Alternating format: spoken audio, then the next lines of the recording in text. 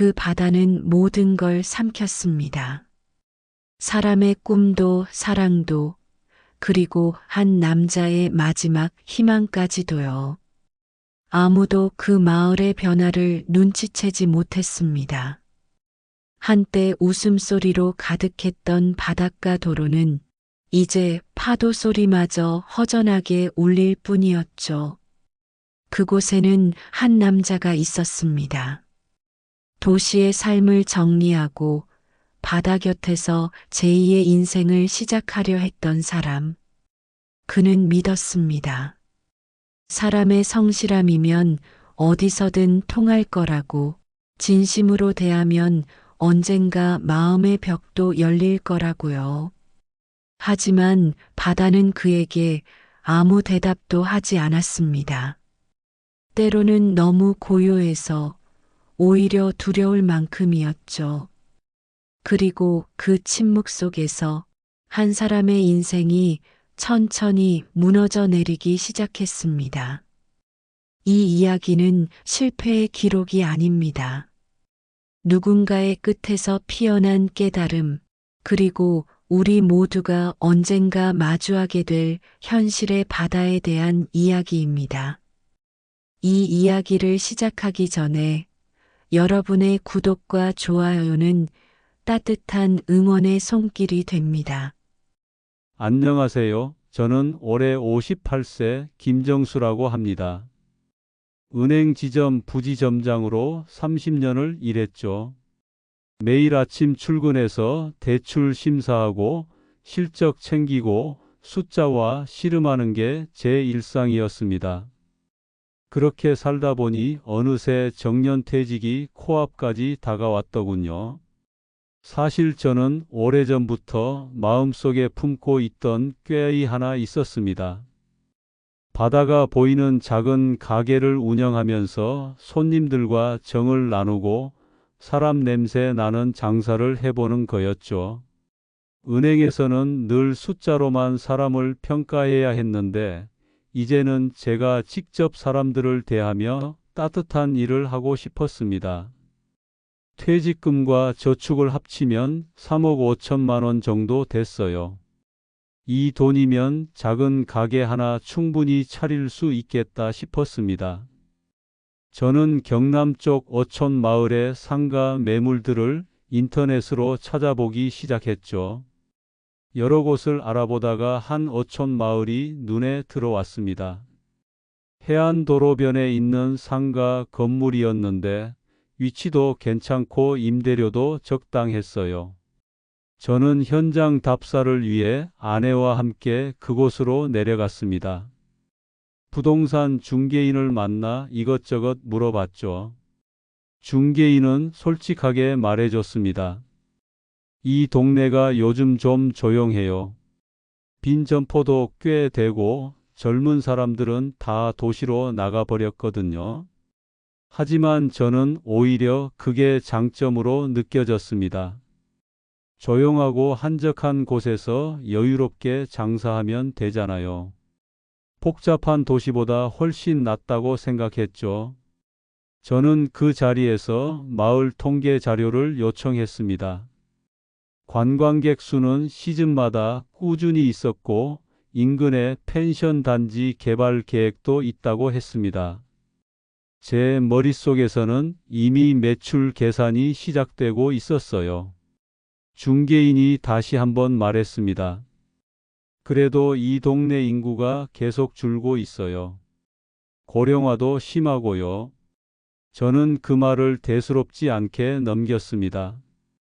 관광객만 오면 되는 거 아닌가요? 지역 주민이 손님의 전부는 아니잖아요. 차를 타고 마을을 한 바퀴 돌아봤습니다. 중심 해안도로를 따라가다 보니 몇몇 가게들이 셔터를 내리고 있었어요.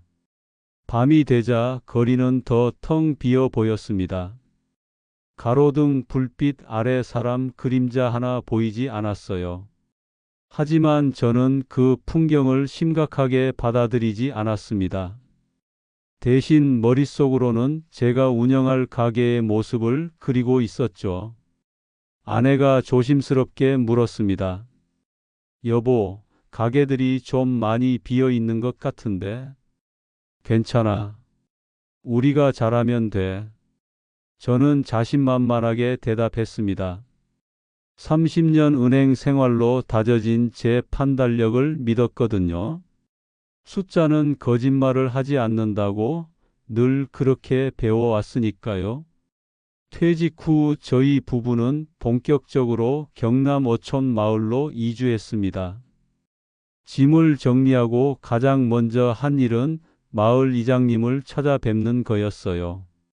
예의를 갖춰야 한다고 생각했거든요. 마을 회관에서 이장 박만호 씨를 만났습니다. 60대 중반쯤 되어 보이는 박만호 씨는 저를 보더니 눈을 가늘게 뜨며 물었습니다. 서울서 내려오셨다고? 예, 은행 다니다가 퇴직하고 이곳에서 장사를 시작하려고요. 무슨 장사요? 해물 포차를 할 생각입니다. 해안도로변에 자리 하나 얻었어요. 박만호 씨의 표정이 미묘하게 변했습니다. 호기심보다는 경계심이 더 느껴졌죠. 옆에 있던 상인의 사람들도 서로 눈빛을 주고받았어요. 아, 거기. 중심가 쪽이네요. 횟집들하고 포장마차들 있는데 말이지. 예, 위치가 좋더라고요. 그래요. 근데 여기는 오래 사신 분들이 장사하는 동네라. 뭐, 열심히 하시면 되겠죠. 박만호 씨의 말투에는 미묘한 거리감이 묻어났습니다. 저는 그냥 인사치레 정도로 생각하고 넘어갔어요. 마을을 돌아다니며 여기저기 인사를 다녔습니다. 오래된 횟집 주인은 제 얼굴도 제대로 안 보고 고개만 끄덕였고, 포장마차 아주머니들은 속닥속닥 뭔가 이야기하다가 제가 다가가면 입을 다물었죠. 외지인이라 그런가 보다. 시간이 지나면 친해지겠지. 저는 그렇게 생각하며 가게 준비에 집중했습니다. 그러던 어느 날 항구에서 한 젊은 어부를 만났습니다. 30대 초반쯤 되어 보이는 청년이었는데 그물을 정리하고 있더군요. 안녕하세요. 저 이번에 이 마을에서 장사 시작하는 김정수라고 합니다. 청년이 고개를 들고 저를 봤습니다. 아, 안녕하세요. 저는 장민수라고 해요. 소문 들었어요. 해안도로 쪽에 포차 하신다고요? 예, 맞습니다. 혹시 좋은 생선 납품받을 수 있을까요? 그거야 얼마든지요. 근데 장민수 씨가 말을 흐렸습니다. 뭔가 불편한 게 있나요? 아니, 그게 이 동네 분들이 외지 사람한테 좀 까다로워요.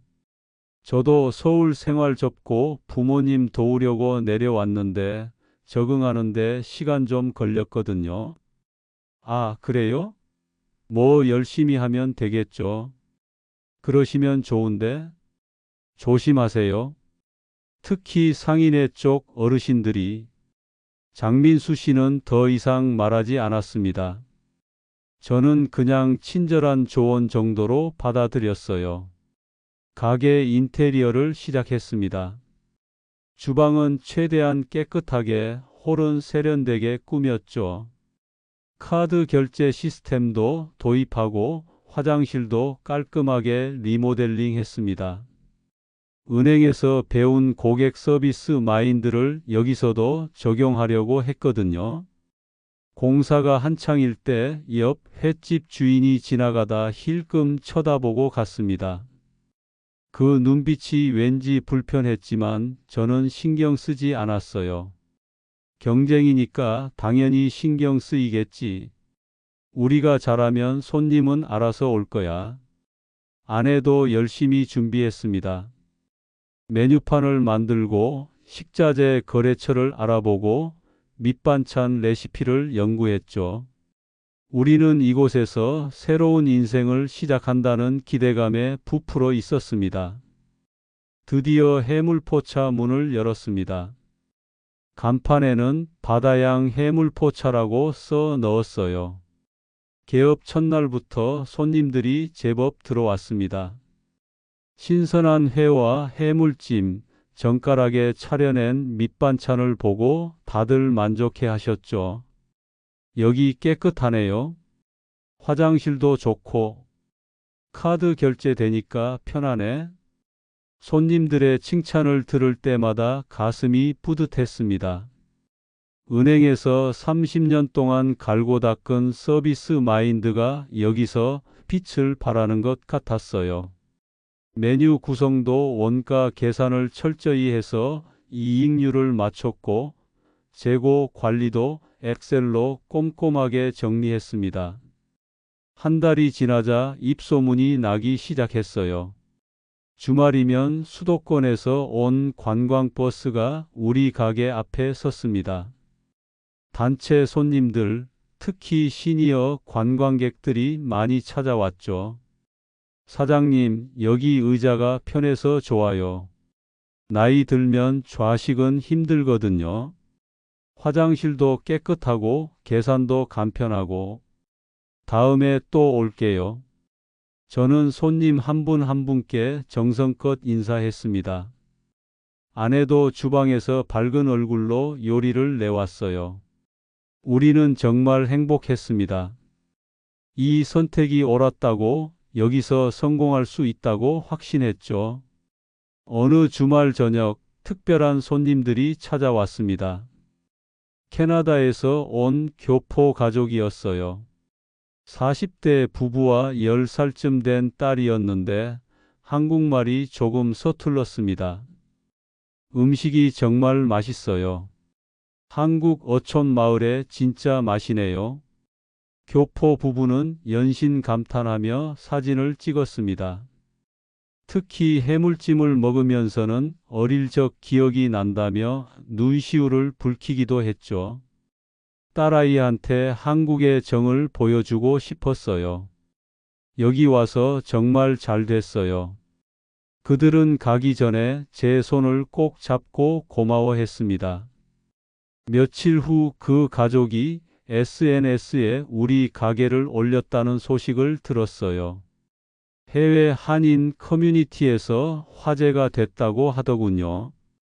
저는 한국 어촌의 자부심을 보여주고 있다는 생각에 뿌듯함이 밀려왔습니다. 매출도 안정적으로 올랐어요.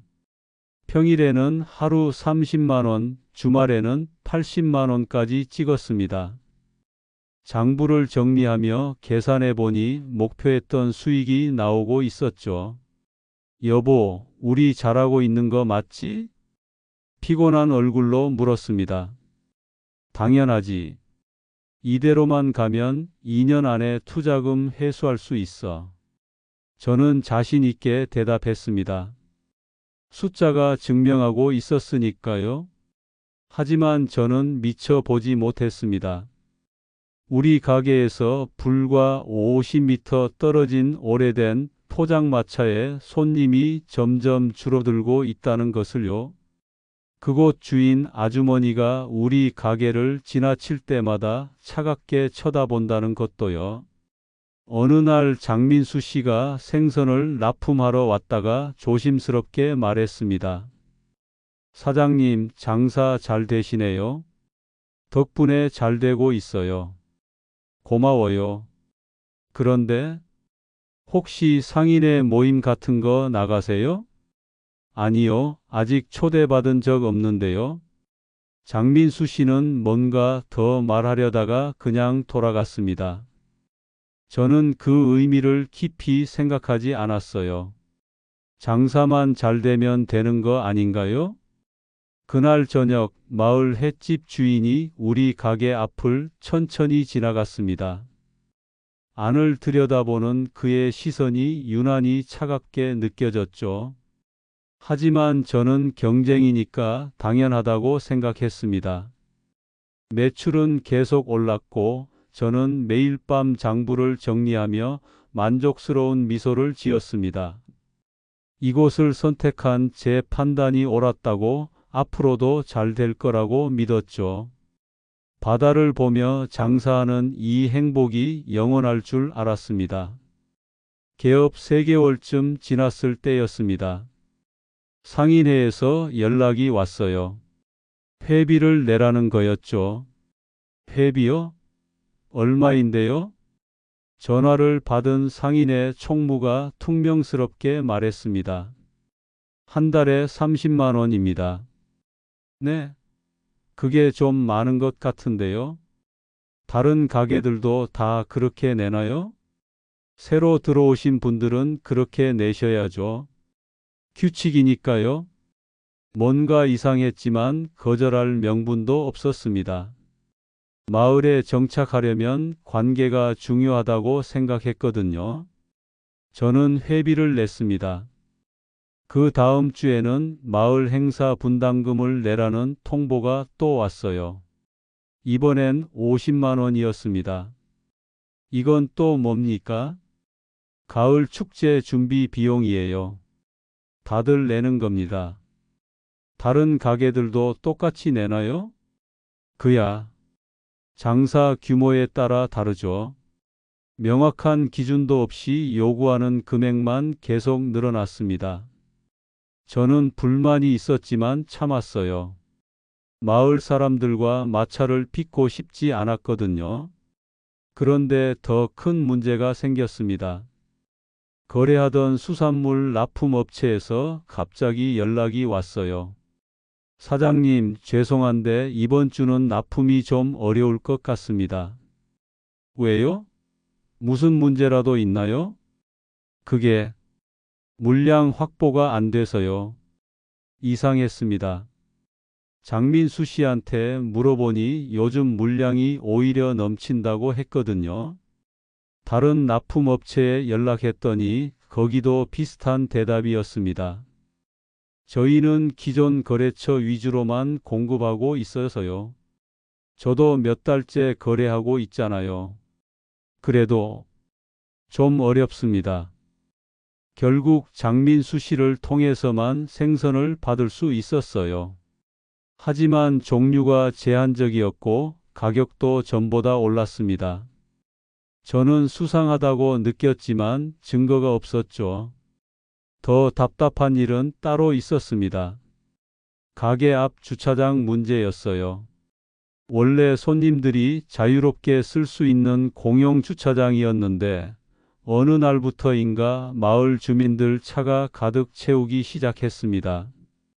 저기요, 여기 손님 주차 공간인데요. 주차된 차 주인에게 말하자 그는 대수롭지 않게 대답했습니다.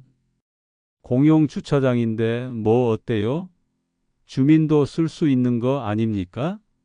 그래도 장사하는 사람 입장에서는 장사가 뭐 대단하다고. 여기 원래 조용한 동네였어요. 손님들이 주차할 곳이 없어서 그냥 돌아가는 일이 잦아졌습니다. 저는 마을 이장 박만호 씨를 찾아갔어요. 이장님, 주차장 문제 좀 도와주실 수 있으세요? 박만호 씨는 시큰둥하게 대답했습니다. 그건 공용 공간이라 제가 어떻게 할 수가 없어요. 주민들도 권리가 있는 거니까요. 하지만 손님들이 불편해하는데, 그럼 사장님이 따로 주차장을 알아보시든가요. 더 말해봐야 소용없다는 걸 느꼈습니다. 설상가상으로 인터넷에 악성 리뷰가 올라오기 시작했어요. 위생 상태가 별로였어요. 주방이 지저분하더라고요. 사장님이 불친절해요. 다신 안 갈 거예요. 사실이 아닌 내용들이었습니다. 저희는 매일 주방을 깨끗이 청소했고 손님들께 항상 친절했거든요. 하지만 그런 리뷰들이 계속 올라왔고 별점은 떨어졌습니다. 장민수 씨가 생선을 가져오며 조심스럽게 말했습니다. 사장님, 솔직히 말씀드릴게요. 마을 어르신들이 사장님을 좀 안 좋게 보세요. 왜요? 제가 뭘 잘못했나요? 잘못하신 건 없어요. 근데 사장님 가게 때문에 옆 포장마차랑 횟집 손님이 많이 줄었거든요. 그분들이 여기서 몇십 년 장사하신 분들이라. 그건 경쟁 아닌가요? 제가 더 잘해서 손님이 오는 건데. 맞는 말씀이에요. 근데 이 동네는 그런 게 통하지 않아요. 눈치를 좀 보셔야 해요. 저는 이해할 수 없었습니다. 성실하게 장사하는 게 잘못인가요? 품질 좋은 음식을 제공하고 친절하게 서비스하는 게 문제인가요? 저는 제대로 된 장사를 하고 있을 뿐입니다. 잘못한 게 없어요. 장민수 씨는 안타까운 표정으로 고개를 저었습니다. 그날 밤 저는 마을 해관 쪽을 지나가다가 불이 켜진 걸 봤습니다. 안을 들여다보니 상인들이 모여 앉아 있었어요. 박만호 씨도 보였고 횟집 주인, 포장마차 주인들도 보였습니다. 그들은 뭔가 심각하게 이야기를 나누고 있었죠. 저는 등골이 서늘해지는 걸 느꼈습니다. 하지만 계약서와 법, 그리고 정당한 영업권이 저를 지켜줄 거라고 믿었어요. 숫자와 원칙으로 살아온 은행원의 습관이었죠. 그게 얼마나 순진한 생각이었는지 저는 아직 몰랐습니다. 마을 분위기가 험악해지던 2020년 초 뉴스에서 이상한 소식이 들려오기 시작했습니다. 중국 우한에서 시작된 바이러스가 전 세계로 퍼지고 있다는 거였죠. 처음에는 남의 나라 이야기인 줄 알았는데 곧 한국에도 확진자가 나왔습니다. 여보, 코로나 때문에 걱정이네요. 아내가 불안한 표정으로 말했습니다. 금방 지나갈 거야. 사스나 메르스 때도 그랬잖아. 저는 대수롭지 않게 대답했지만 상황은 제 예상과 달랐습니다. 정부에서 사회적 거리두기가 발표됐고 사람들은 여행을 자제하기 시작했어요.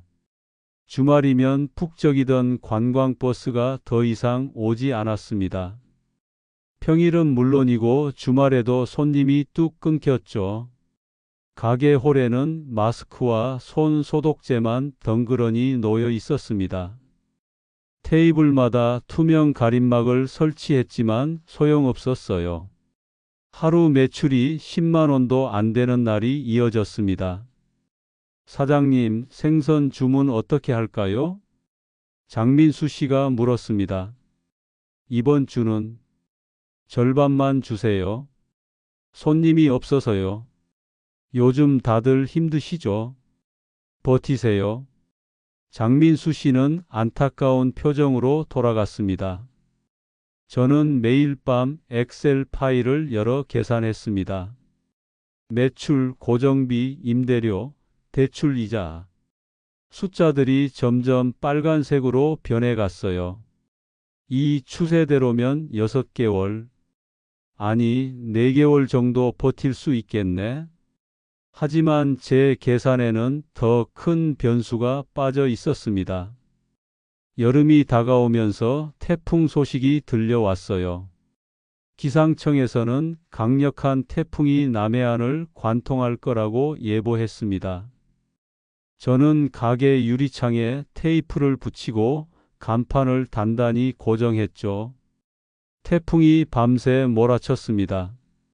바람 소리가 귀청을 찢을 듯 했고 빗물이 폭포처럼 쏟아졌어요. 저는 밤새 잠을 이루지 못했습니다.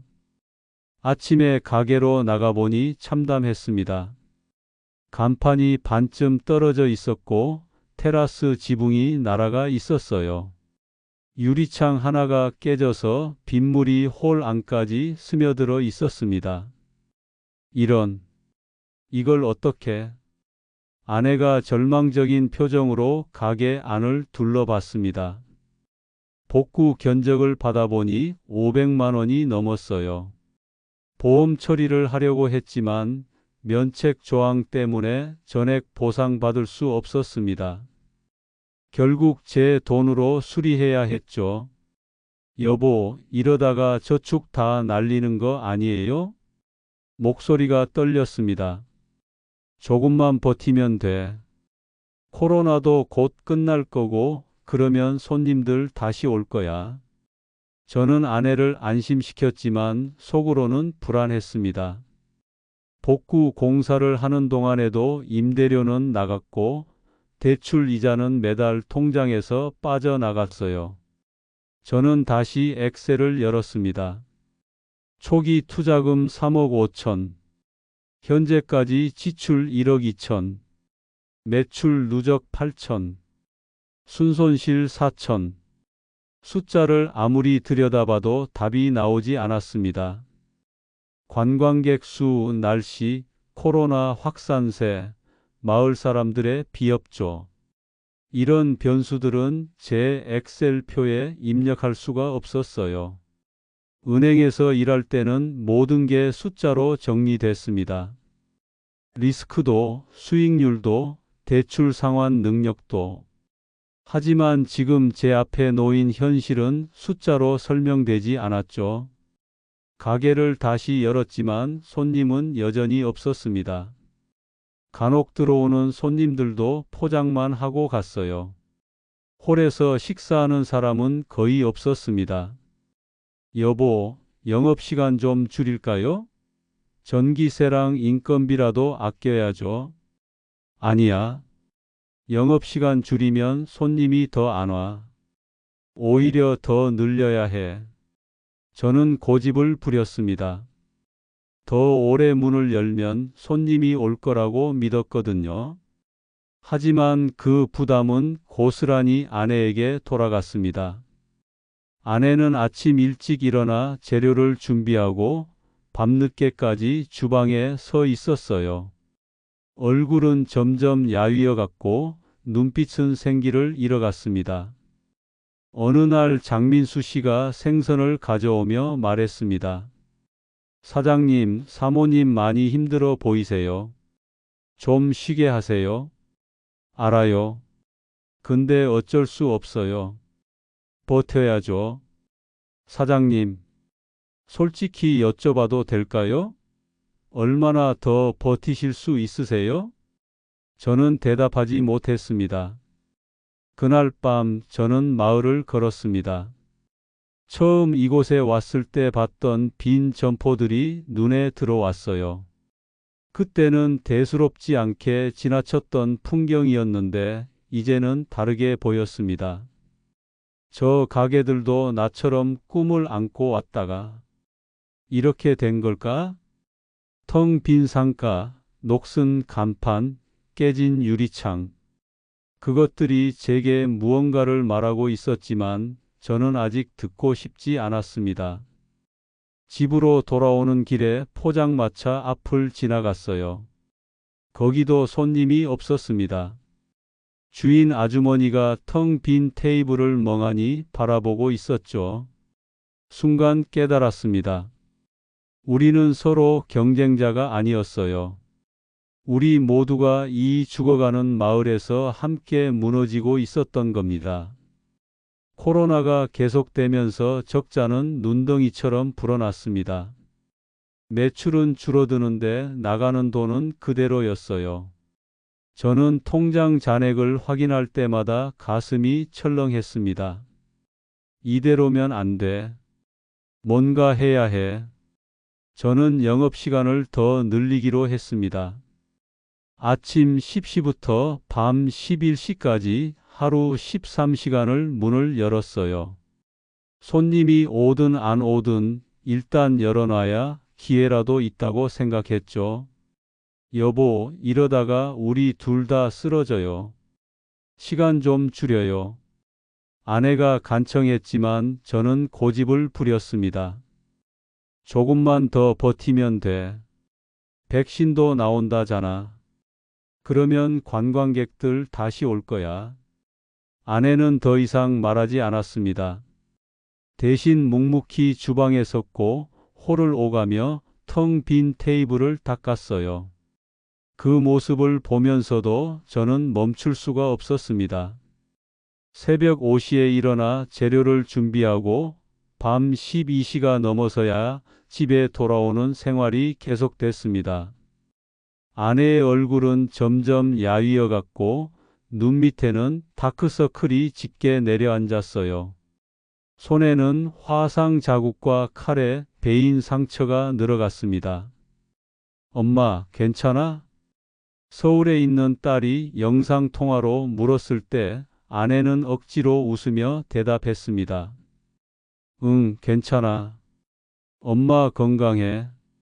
하지만 저는 알고 있었어요. 아내가 밤마다 진통제를 먹고 있다는 걸, 허리 통증을 참으며 주방에 서 있다는 걸 말이죠. 그러던 어느 금요일 저녁이었습니다. 오랜만에 손님 두 팀이 들어와서 저는 반가운 마음에 홀로 나갔어요. 아내는 주방에서 해물찜을 준비하고 있었습니다. 여보, 해물찜 하나 더요. 제가 주방 쪽으로 소리쳤지만 대답이 없었습니다. 여보, 주방으로 들어가니 아내가 바닥에 쓰러져 있었어요. 얼굴이 새하얗게 질려 있었고 이마에는 식은 땀이 흐르고 있었습니다. 여보, 정희야. 저는 다급하게 아내를 흔들었습니다. 가까스로 눈을 떴지만 초점이 흐릿했어요. 미안해요. 어지러워서. 괜찮아, 괜찮아. 지금 병원 가자. 저는 손님들에게 급한 일이 생겼다고 말하고 가게 문을 닫았습니다. 아내를 부축해서 차에 태우고 급히 읍내 병원으로 향했어요. 응급실에서 각종 검사를 받았습니다. 의사가 심각한 표정으로 나왔어요. 과로와 스트레스성 쇼크입니다. 혈압도 많이 높고요. 당장은 위험하지 않지만 계속 이러시면 큰 병 옵니다. 그럼 어떻게 해야 하나요? 충분한 휴식이 필요해요.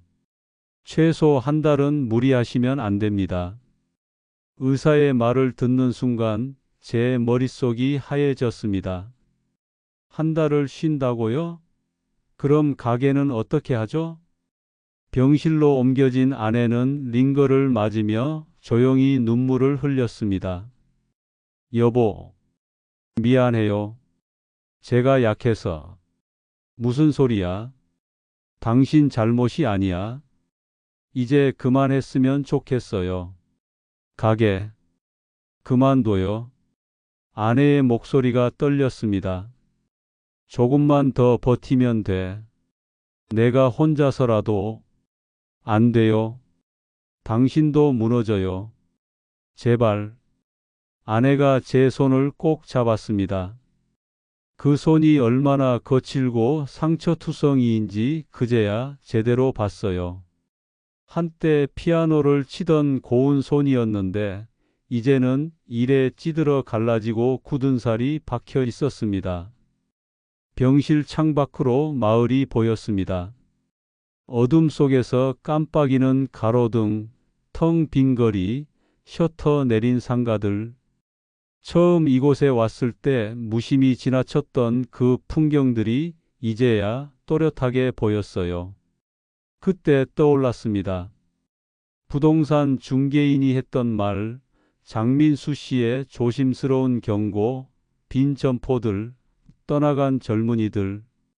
제가 외면했던 모든 신호들이 한꺼번에 밀려왔습니다.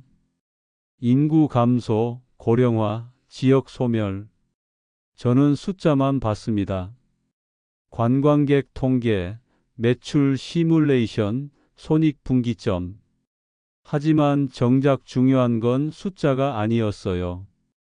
이 마을이 죽어가고 있다는 사실, 여기서 장사하는 사람들이 모두 함께 무너지고 있다는 현실이었죠. 장민수 씨에게서 문자가 왔습니다. 사모님 괜찮으세요? 걱정됩니다. 저는 답장을 보내지 못했습니다. 대신 병실 의자에 앉아 고개를 떨궜어요. 30년 은행 생활 동안 숫자를 믿고 계산을 믿고 제 판단을 믿었던 저였습니다. 하지만 지금 제 앞에는 쓰러진 아내와 무너진 꿈만 남아 있었어요. 밤새 잠을 이루지 못했습니다. 창밖으로 동이 트는 걸 보며 저는 결심했습니다. 이제 그만 놓아야 한다고, 더 잃기 전에 멈춰야 한다고 말이죠. 아내가 태어난 후 저는 폐업 절차를 밟기 시작했습니다. 더 이상 버틸 수 없다는 걸 인정해야 했어요. 아내는 아무 말 없이 제 결정을 받아들였습니다. 오히려 안도하는 표정이었죠. 여보, 미안해. 아니에요. 이제 됐어요. 짧은 대화였지만 그 안에 담긴 무게가 얼마나 무거운지 저는 알고 있었습니다. 장부를 정리했습니다. 1년 8개월 동안의 기록이 엑셀 파일에 고스란히 남아 있었어요. 초기 투자금, 매달 지출, 매출, 대출. 숫자들을 하나하나 확인하면서 현실을 직시했습니다. 남은 돈이 이것뿐이구나. 손실액을 계산하니 눈앞이 캄캄했습니다. 30년을 일해서 모은 노후 자금이 2년도 안 돼서 날아간 겁니다. 거기에 대출까지 남아 있었죠. 폐업 소식을 듣고 장민수 씨가 찾아왔습니다. 사장님, 정말 그만두시는 거예요? 어쩔 수 없어요. 더는 못 버티겠어요. 제가 더 도와드렸어야 했는데. 죄송해요. 아니에요. 민수 씨가 없었으면 더 일찍 무너졌을 거예요. 고마워요. 사장님, 처음 오셨을 때 제가 조심하라고 말씀드렸잖아요. 그때 더 강하게 말렸어야 했는데. 제 욕심이었어요. 남 탓할 수 없죠. 마지막 영업날을 정했습니다. 그동안 알고 지낸 단골 손님 몇 분께 문자를 보냈어요. 오래 감사했다는 인사와 함께요. 그날 저녁 예상보다 많은 분들이 찾아와 주셨습니다. 수도권에서 몇 번 오셨던 시니어 부부, 근처 펜션 사장님, 그리고 그 캐나다 교포 가족까지 다시 와주셨어요. 사장님, 아쉽네요. 여기 음식 정말 좋았는데. 건강 챙기시고 좋은 일 있으실 거예요. 손님들의 위로가 오히려 가슴을 더 아프게 했습니다. 저는 억지로 웃으며 음식을 내왔어요. 마지막 손님이 돌아간 후 가게 안은 고요했습니다. 텅 빈 테이블, 정리된 주방, 깨끗하게 닦인 바닥. 처음 문을 열었을 때 꿈꿨던 모습 그대로였지만 이제는 더 이상 의미가 없었어요. 저는 혼자 남아 간판을 내렸습니다. 바다향 해물포차라고 써 있던 간판을 천천히 풀어내며 이곳에 걸었던 희망도 함께 내려놓았죠. 집기들을 정리했습니다.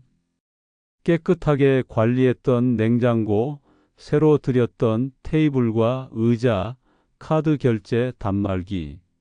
중고로 내놔도 살 사람이 있을까 싶었지만 어쨌든 정리해야 했습니다.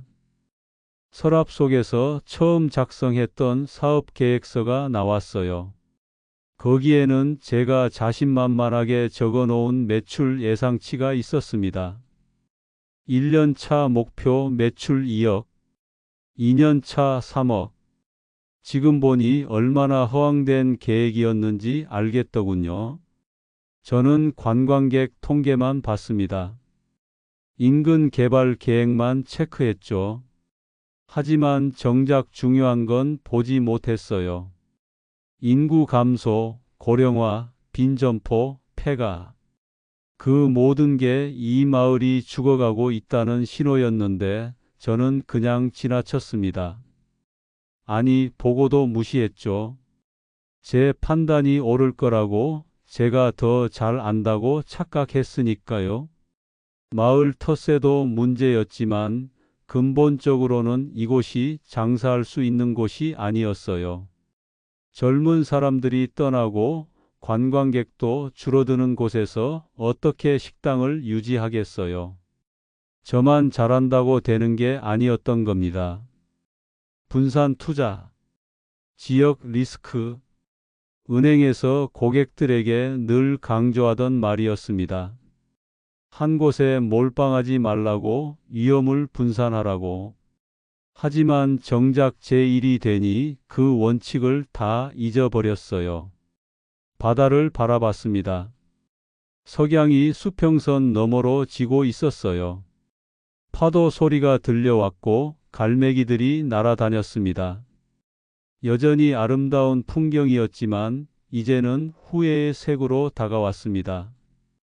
그때 중개인 말을 들었어야 했는데, 민수 씨 경고를 진지하게 받아들였어야 했는데, 빈 점포들을 보고 의심했어야 했는데, 하지만 후회해도 소용없었습니다. 이미 잃어버린 시간과 돈은 돌아오지 않으니까요. 가게 문을 잠그고 마지막으로 한번 돌아봤습니다. 어둠 속에 잠긴 해물포차는 마치 처음부터 없었던 것처럼 조용했어요. 집으로 돌아오는 길, 마을을 지나쳤습니다. 빈 점포들이 줄지어 서 있었고 몇몇 포장마차도 문을 닫은 상태였어요. 처음 제가 봤던 그 횟집도 이제는 영업을 안 하는 것 같았습니다. 우리는 서로 싸울 게 아니었어. 이 마을 자체가 문제였는데, 어촌의 텃세와 폐쇄성도 문제였지만 그들도 결국은 무너지고 있었습니다. 젊은이들이 떠나고 관광객이 줄어들면서 마을 전체가 죽어가고 있었던 거죠. 저는 그 흐름을 거스를 수 없었습니다. 아내가 기다리고 있는 집에 도착했습니다. 아내는 아무 말 없이 저를 안아줬어요. 이제 어떻게 하죠? 제 물음에 아내가 조용히 대답했습니다. 다시 시작하는 거죠. 그날 밤 저는 오랜만에 깊은 잠에 빠졌습니다. 무너진 꿈의 무게를 내려놓으니 비로소 눈을 감을 수 있었어요. 도시로 돌아온 저는 일자리를 찾아야 했습니다. 60세가 넘은 나이에 할 수 있는 일은 많지 않았어요. 결국 찾은 일이 아파트 경비원이었습니다. 새벽 6시부터 오후 2시까지 혹은 오후 2시부터 밤 10시까지 교대 근무였죠. 아저씨, 택배 왔어요. 네, 알겠습니다. 30년 동안 양복 입고 출근하던 제가 이제는 경비복을 입고 택배를 나르고 쓰레기를 치웁니다. 자존심이 상했냐고요? 처음에는 그랬습니다. 하지만 살아야 했어요. 남은 대출을 갚고 생활비를 벌어야 했으니까요. 아내도 건강을 회복한 후 편의점에서 시간제 근무를 시작했습니다.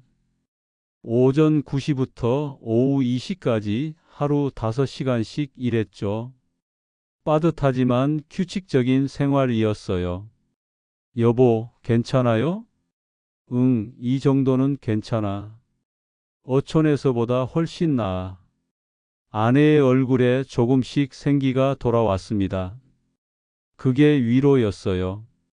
매달 대출 이자를 갚고 월세를 내고 나면 남는 게 많지 않았지만 최소한 빚이 더 늘지는 않았습니다. 경비 일을 시작한 지 석 달쯤 지났을 때 장민수 씨에게서 연락이 왔습니다. 사장님, 안녕하세요. 잘 지내시죠? 네, 민수 씨. 잘 지내고 있어요. 거기는 어때요? 사장님, 마을이 많이 변했어요. 빈 점포가 더 늘었고 사장님 가게 옆에 있던 횟집도 문 닫았어요. 포장마차들도 거의 다 사라졌고요. 젊은 사람들은 계속 떠나고 있고 관광객도 예전만 못해요. 민수 씨는요? 저도 곧 서울로 올라갈 것 같아요. 부모님 모시고요. 여기서는 답이 없어요. 전화를 끊고 한참을 멍하니 앉아 있었습니다. 처음 그 마을을 찾았을 때 봤던 빈 점포들, 텅 빈 거리. 그게 이제는 마을 전체의 현실이 되어 버렸습니다. 새벽 근무를 설 때면 자꾸 그때 생각이 났습니다. 경비실에 혼자 앉아 있으면 과거가 파노라마처럼 지나갔어요. 나는 왜 그렇게 자신만만했을까? 부동산 중개인이 말했었죠. 빈 점포가 많고 인구가 줄고 있다고. 저는 그 말을 대수롭지 않게 넘겼습니다. 관광객 통계, 개발 계획, 매출 시뮬레이션. 숫자만 봤어요. 인구 감소, 고령화, 폐가. 다 명백한 경고였는데, 하지만 저는 제 판단이 더 옳을 거라고 착각했습니다. 숫자는 거짓말을 하지 않는다고 30년 은행 경력이 증명한다고 믿었으니까요. 택배를 정리하다가도 문득 손이 멈췄습니다. 고객들한테는 늘 말했잖아. 한 곳에 전 재산을 올인하지 말라고. 정작 제 일이 되니 그 원칙을 다 잊어버렸어요. 퇴직금과 저축 전부를 쏟아부었습니다. 실패하면 끝이라는 걸 알면서도요. 주차장을 순찰하다가 발걸음이 느려졌습니다. 민수 씨가 조심하라고 했었는데 마을 분위기가 외지인한테 까다롭다고. 저는 제가 잘하면 된다고 생각했습니다. 텃세도 마을 관계도 감당할 수 있다고. 지역 문화를 제대로 보지 않았어요. 얼마나 순진했던 건지. 밤 근무를 설 때는 더 깊이 생각하게 됐습니다.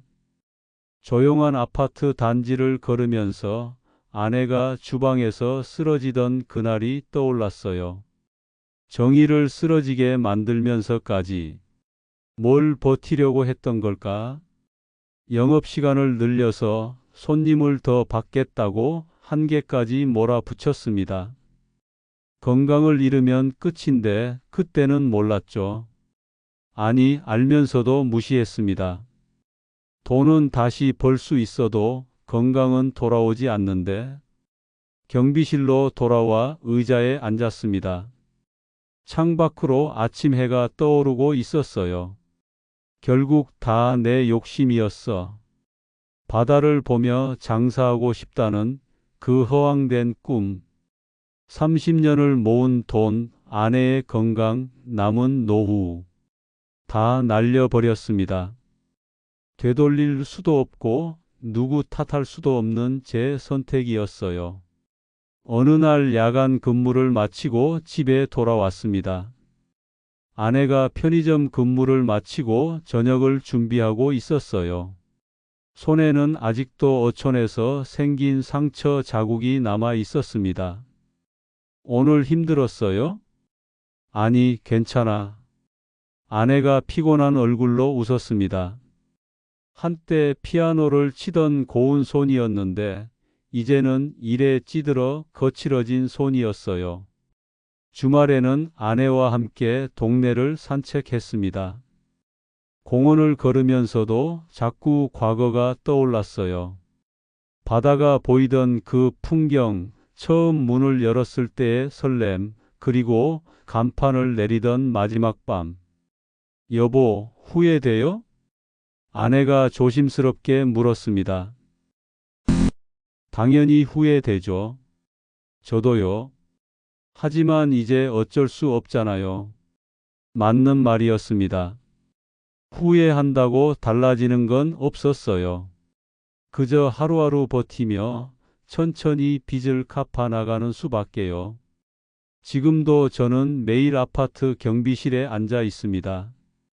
새벽 근무를 서고 택배를 나르고 주차장을 순찰합니다. 화려하지 않은 삶이지만 이게 제 현실이에요. 가끔 바다 사진을 보면 여전히 가슴이 먹먹합니다. 하지만 그 꿈은 이제 접었어요. 대신 매일 아침 경비실에서 창밖을 보며 생각합니다. 다시는 이런 선택을 하지 말자고. 아내의 건강, 남은 빚, 그리고 하루하루 버티는 이 삶. 그게 제가 배운 교훈의 대가였습니다. 비싼 대가였죠. 너무나도 비쌌습니다. 그는 결국 모든 것을 잃었지만 한 가지는 분명히 얻었습니다. 돈보다 소중한 관계, 숫자보다 깊은 세상의 온기. 그가 남긴 발자국은 이제 바닷바람 속에 묻혔지만 그가 깨달은 진실은 여전히 누군가의 인생의 파문처럼 번지고 있습니다. 우리가 사는 세상은 늘 변하고 바다는 늘 같은 자리에 있습니다. 누군가는 그 바다에서 꿈을 꾸고 또 누군가는 그 바다에서 현실을 배웁니다. 이 이야기는 끝이 아니라 또 다른 시작입니다. 이야기가 마음에 남았다면 여러분의 구독과 좋아요가 또 다른 인생 이야기를 세상에 전하는 힘이 됩니다.